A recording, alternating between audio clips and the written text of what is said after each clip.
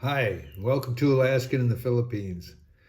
I was just going to think about whether you guys, asking you all if you've got overseas girlfriends or you've married a Thai or a Filipina or is dating one.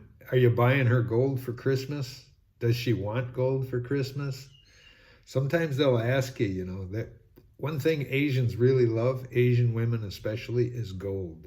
There's gold shops set up all over this Market Village Mall. It has like 6 or 7 gold shops that I've seen. There's probably even more that I don't even know about in just that mall. One mall, just all different jewelry, and it's always busy. There's always women, Thai women, and people, couples up there buying gold. So yeah, it's something that they all love, and it's okay to buy them, and I can say I'm guilty too. I bought some gold necklaces for women, and it ain't just Asian women, it's all women. They love gold. But these Asian women, if they're asking you for gold, that could be a red flag. If you say, but if you give her a choice of what she wants for Christmas, of course she's probably going to say gold. That's just something to consider. It's kind of an insurance policy, or amassing wealth for themselves, just in case. Because if it's a young girl with an older man relationship, they know you're not going to be around forever, so they're going to try to acquire a little wealth it's a liquid wealth that they could easily turn back into cash if they need to. It's actually a safety belt for them, and there's nothing wrong with it. Maybe if that's it's better than buying her stupid things for Christmas. At least this, instead of a pair of shoes or something, this is something she could always fall back on in tough times and save her butt, or get something to eat, or feed her family or kids. Or especially if you're gone, or leave her, or the worst, she leaves you too. Gets enough wealth and leaves you. She don't need you anymore. That's something to consider. But anyway, yeah, it's the holidays. I don't want to spoil some poor young Filipina's Christmas by telling you not to buy her gold or anything. Or Thailand. It's big here in Thailand. The Thais really appreciate gold. It was cool when we went to one of that temples that they had those statues. You get this tin foil of gold you buy, and you go up and you stick it onto the statues. That was kind of neat. And it was plastered pretty good. So I don't know if it's gold, I suppose. I don't know. Some gold tin foil, I say. It's real thin, I'm sure. It's almost thinner than paper. But yeah, that's something that they aspire for, to amass gold, which everyone in every country does too. Gold's a very popular thing. Let me tell you, go down another rabbit hole on this subject. See if I can get you guys to call a BS meter, or peg your BS meter and call BS on me. We'll see. But anyway, let's start the story about, this is back in Alaska. And to start a proper Alaskan story, it starts by Akadamani. That means once upon a time, far away, long time ago. Literally. The old men, when they tell the stories, they'll usually start like that. But this is an actual story, a real story. So I go in the fall, in September, we go moose hunting in Alaska. The meat's very important to our families, and just to have, you're eating free for the entire year if you catch a moose, and the meat is really good. It's the best meat in the world, literally. I've tried after all the meats, and even looking it up, the nutritional value of a moose is higher than any other animal. So we go off load the boat up. I go with my father-in-law. He's an older guy. He runs the store, and he's a mayor, so he don't have very much time off. He runs everything in the town, in the small town. He's everything. When there's a problem comes up, he's the one that they go to deal with it. He's an interesting guy, real smart, educated. He runs businesses. He ran the school district for a while. He does my taxes, or did my taxes. Very, Eskimo guy. So anyway, this guy, and we go load up his boat and load grub and stuff. There's no roads here, so we got to go hunting by boat. We get in the boat and we pick up his brother-in-law in another village upriver, about 15 miles, and me, him, and his boy, and we go up this river by boat. We bring a tent and coolers full of food, some food. He don't have much time. Usually these hunts last a week or more.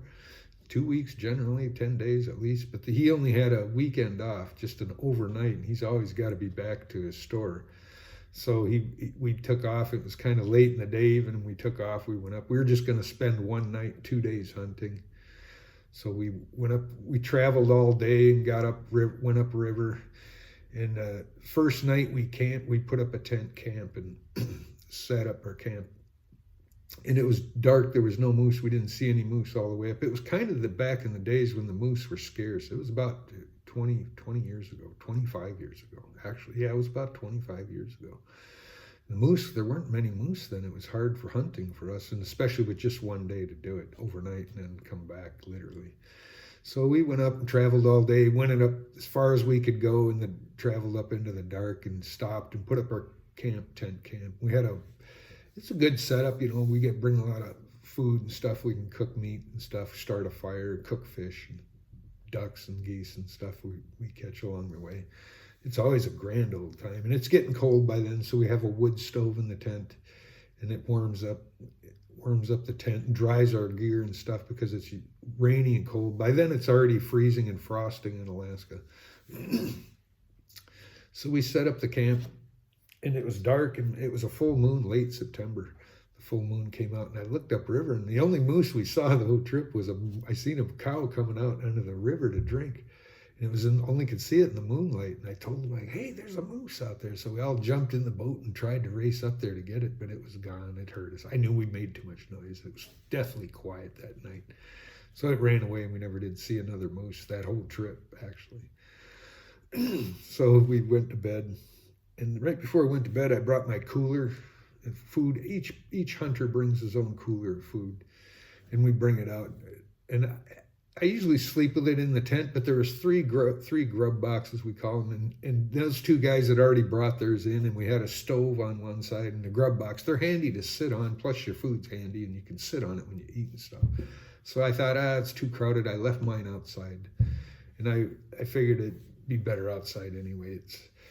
So I left that out there, and we always bring our guns into the bed because we're in bear country, and I sleep with a 44 right next to my bed and a flashlight to make sure I can get up and see if some problem happens or something. And I sleep with my rifle on this side.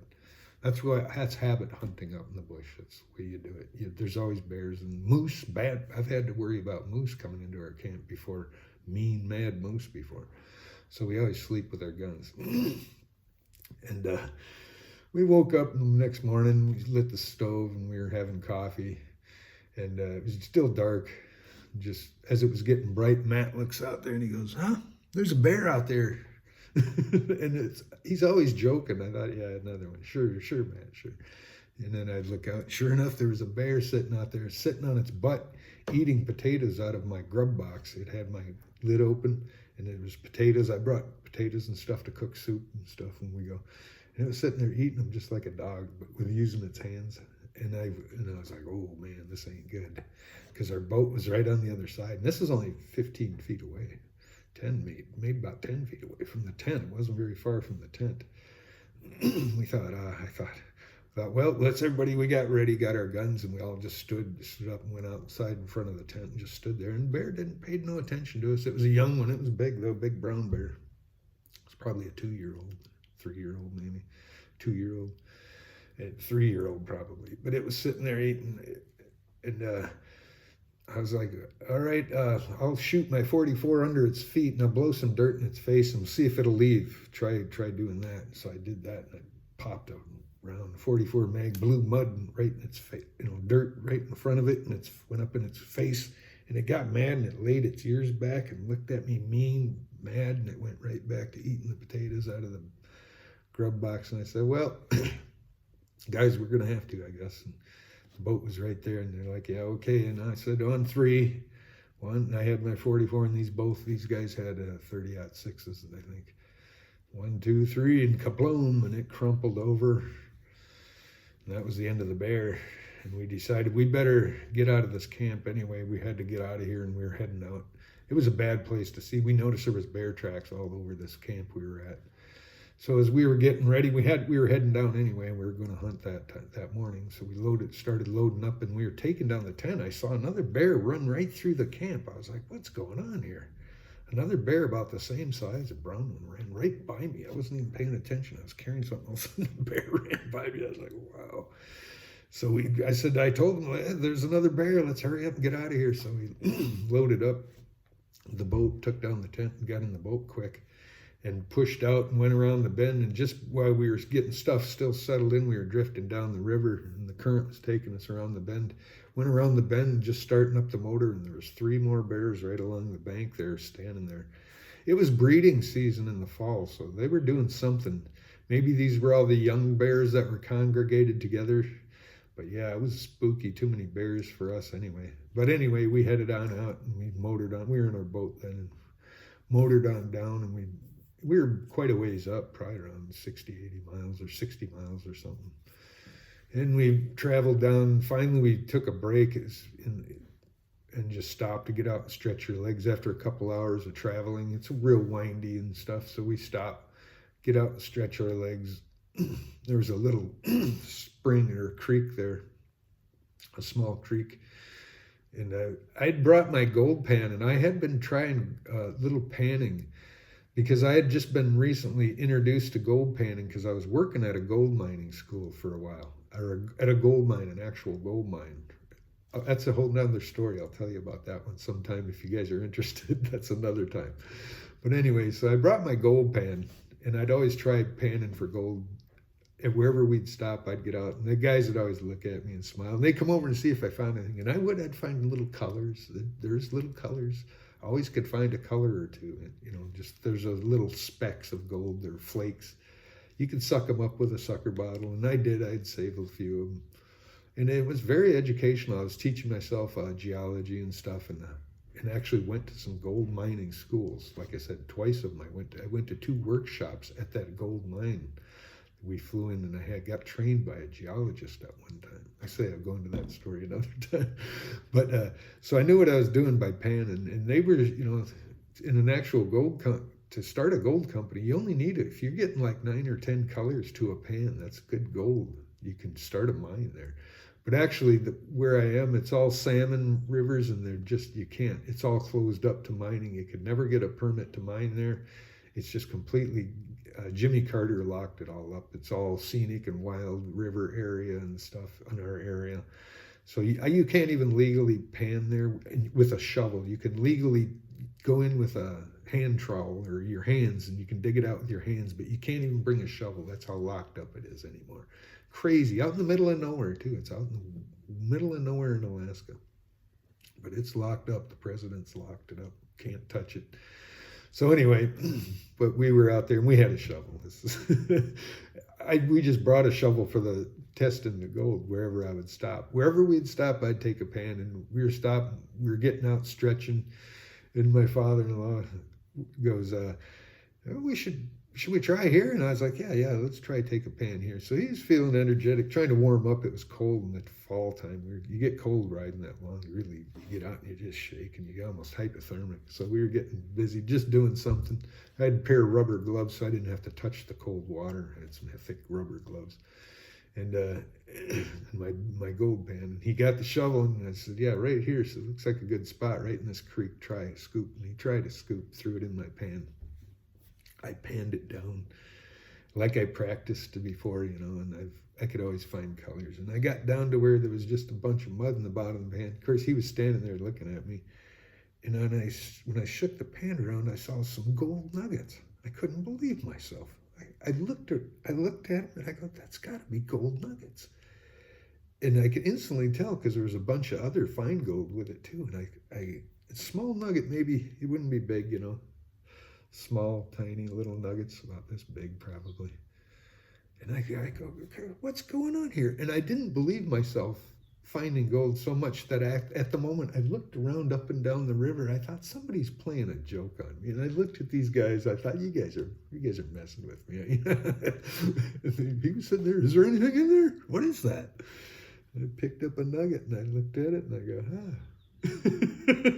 I go, look, and I knew they didn't play a trick on me. And then it kind of dawned on me, yeah, this is a rich gold spot. And I thought, oh my gosh. So we dug a little bit, and we actually started pulling out more and more. It wasn't big nuggets, but mostly a lot of fine gold.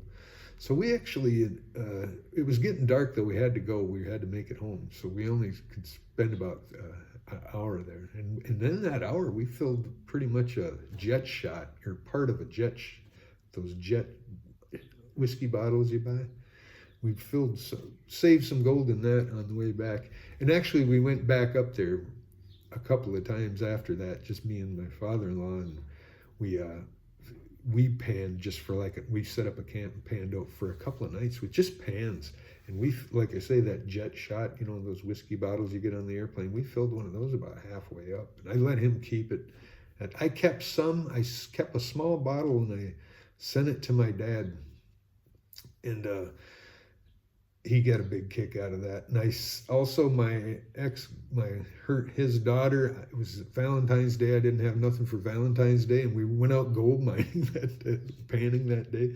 So I got a card, and there was a heart in it, a heart about this big, about the size of a quarter, a heart. And I filled it up with crazy glue, and I poured gold dust all over it and packed it in and glued it in and gave it to her for Valentine's Day. I don't know what she ever did with that card, though, but it should be melted down. There was probably a few grams of gold there more.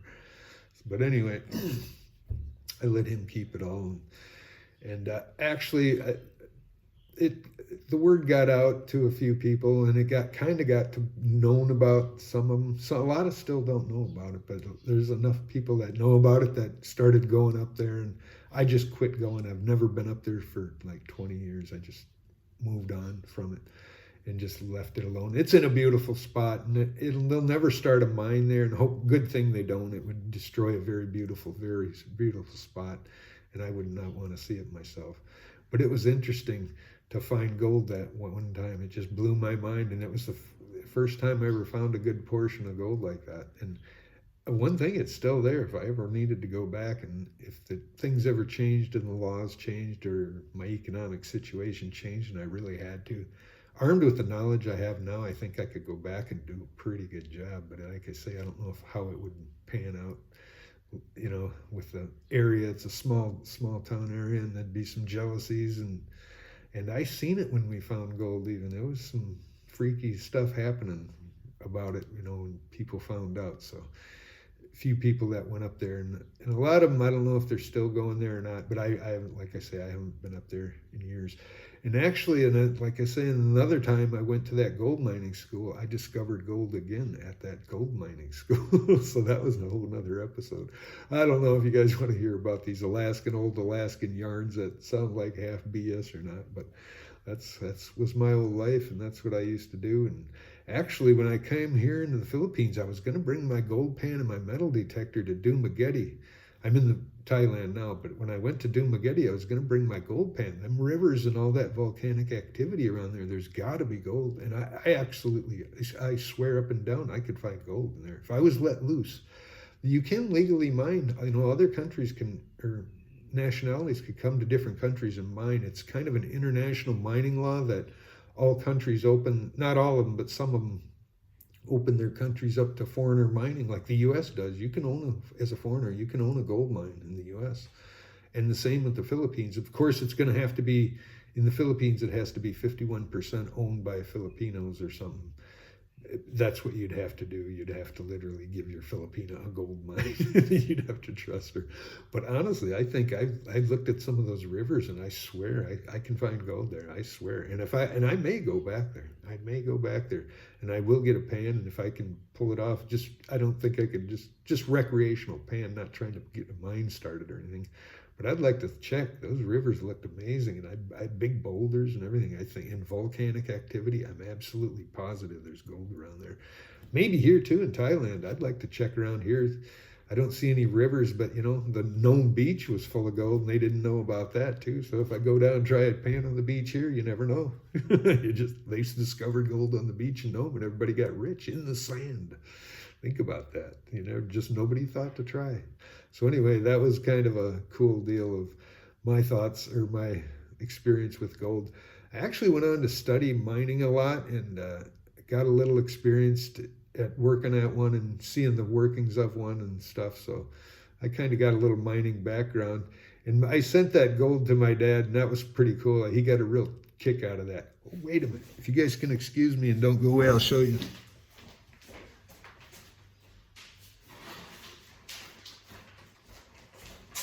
I think I got it right here. Could be wrong. Dump this choke bag out. Yep, here we go. There you go, fellas. I don't know if you want to see it or not. Probably can't. It's actual gold. Too bad the camera can't pick it up. A little bit anyway.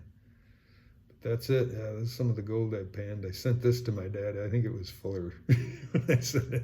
But yeah, this is gold I found. It's heavy, and it's pretty coarse kind of gold for a little digging out of the creek. So yeah, if I ever had to go back. So that's my take on gold. And the reason that you guys don't know about, one thing, why I'm finding this gold, my last name is Sutter. Like the person that discovered gold in California. No kid. Well, be sure to like, share, and subscribe. I don't know if you want to hear any more of these yarns, but I thought I'd spit one out and see what you guys think. Be sure to like, share, and subscribe, and we'll see you in the next one. Bye.